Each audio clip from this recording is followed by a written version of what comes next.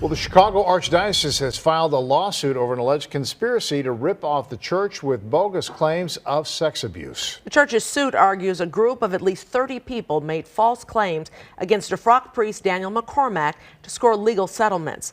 WGN's Dana Rebick live in the Gold Coast with details on that. Dana.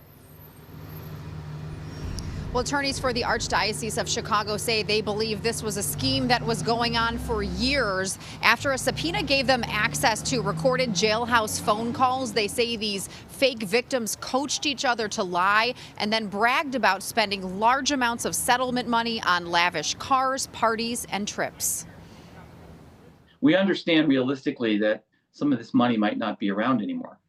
While it would be nice to recoup some of the losses, the main purpose here is to stop the scheme. The Archdiocese of Chicago filing a lawsuit in Cook County Circuit Court. The counterclaim alleges a group of more than 24 West Side residents, many tied to a violent street gang, conspired to bring false allegations of sexual abuse against convicted pedophile and former priest Daniel McCormack, winning millions of dollars in settlements. This is a scheme to defraud the Archdiocese based on the suffering of others. McCormack served at St. Agatha Catholic Church in North Lawndale in the 90s and early 2000s and was also a teacher and basketball coach. He pled guilty to sexually abusing 5 boys, though it's estimated his total number of victims is closer to 30. I saw kids who were abused graphically and horrifically, repeatedly, at young ages. According to court documents in this new case brought by the church, defendants named as John Does were caught conspiring on recorded prison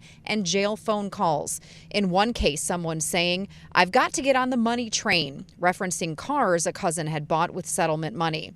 Another man, when talking about St. Agatha, saying, "I didn't go there. I wasn't even in a program and I got a lick on him," bragging about making himself cry about abuse that never took place. Do you regret what you did? Of course, yeah. But you don't think you're still a threat? I do not.